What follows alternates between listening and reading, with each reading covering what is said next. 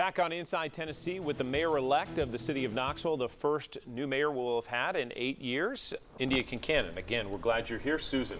Yeah, I wanted to ask you about your staff. That's something I've had several conversations with people about, and no one seems to know exactly who your main people will be that you hire. Can you talk about that at all, or give us any kind of hints of people you might want to keep or people you might want to bring in new? Well, what I will say is that I worked for the current administration for close to 3 years, and so I am familiar with many of the people, and there are a lot of talented people working for the city right now.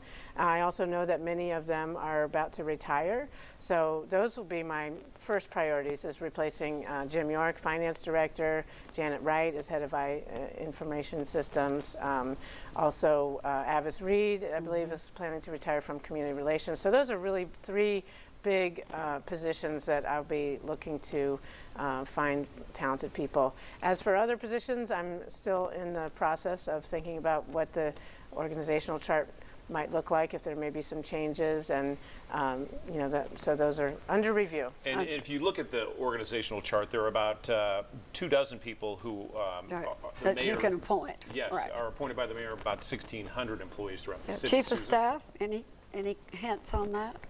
Well, right now there is no current, right? to be determined. Okay. To be determined. Okay. I'm working with other mayors across the state and other mayors, and I'm going to a conference of mayors, new and experienced mayors, and going to learn from them what they think has worked well in their experience and see what might be a good fit for Knoxville. I'm not about change for change's sake, but if there's some changes and innovations that can make us stronger and more effective, I'm all for it. You're to be inaugurated in December? That's right, the 21st of December. That's going to be here really quick. So what's your life going to be like from now until then? Well, I'm going to be busy, but also trying to rest up a little bit, because I know once I'm mayor, not mayor-elect, but actual mayor, it'll be even busier. So I'm taking a few days to rest up and recover from the campaign, which was really fun, but also exhausting. 7 days a week? Yeah, oh yeah. So, but it'll be a busy but exciting time too. You know, it's a new beginning and a fresh start, and I'm excited to have the opportunity to lead. Let me follow up with that. The inauguration is a meaningful moment. It is truly a great moment. Have you sort of thought yet about kind of the elements you want for your inauguration, or where you're going to have it, or anything like that? No, I purposely didn't even put it on my calendar because I didn't want to presume, and I always like to work hard on campaigns and assume I'm coming from behind, and never presume that. You have a record of doing that. That's your approach. It's safe to say there won't be a military parade.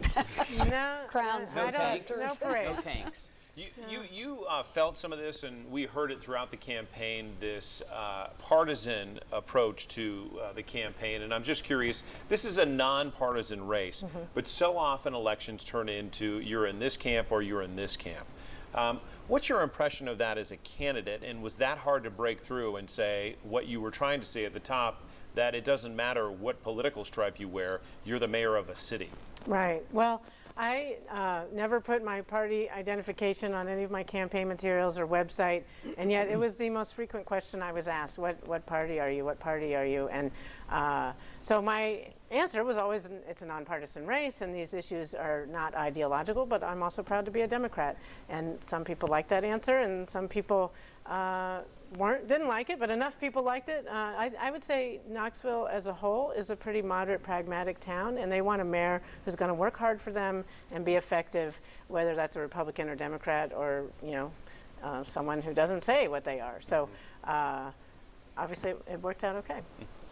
So we'd probably be remiss if we didn't touch on KPD, and that may be one of the hot button issues in our community right now. And we just saw this last week. There was an issue that, frankly, I had some involvement with, but I'm curious to, one, do you foresee a change at the top of KPD, and two, your position on body cams, because apparently that really does fall back to the mayor in terms of budgeting. Yeah, well, earlier this week, I went to the Thursday roll calls. In particular, it was the first meeting I wanted to set after I won the election. And I met with the KPD, all the patrol officers, and I said, I am keeping Chief Thomas. I think she's doing a good job. I support body cameras, and the sooner the better, and I think they should be department-wide. I also fully support the move to the former St. Mary's site, because the current headquarters is not sufficient. So I wanted to make that clear, because I think people sometimes are worried that there's a lot of potential change when there's a new mayor, and there will be some change, but those things are things I'm committed to. I can tell you that preserving. probably made the rank and file very comfortable. Every police officer I've talked to in the last 6 months, virtually everyone, support body cameras, and they're fond of Chief Thomas as well. Another question, you're walking into this with a new council. It is majority women, as we mentioned off the top, and many people are saying it's about time. How many of the council members do you know? You're going to be working with 9 of them. Do you already have an established relationship with them? Because they're the ones who will have to approve your budget. Absolutely, I know them all, and some I know better than others, and some, but I've met, or had coffee, or have a long-standing working relationship with all of them, every single one. And I think we're going to have a really productive working relationship, and I think they all ran great campaigns, and I'm looking forward to working with them. One of the things you talked about in the campaign was climate change, and I know it's something that you're passionate about. Yeah. Not a lot we can do in Knoxville, Tennessee to affect Well, I beg the to world, differ. but we have LED lights, we have charging stations. Yes. Anything else that you're Well, thinking TVA of? comes to my mind, but I'll let Well, the mayor speak. that too, but I mean, I'm talking about from the mayoral standpoint, Yeah. things you can actually impact. Right. Well, I think there are some things we can do with renewable internally with the cities, with renewable forms of energy. I think that also as a community, we can just highlight the innovation that we have going on here with Oak Ridge, National Lab, and UT, and sort of inspire people to channel their entrepreneurial spirit and their scientific know-how to stay here in Knoxville and innovate and grow their businesses here. So we become a center of sustainable innovation, and that has economic implications too. So I think that's something that's unique to Knoxville, and that we can really catalyze and take better advantage of when I'm as mayor. That's what I hope to do.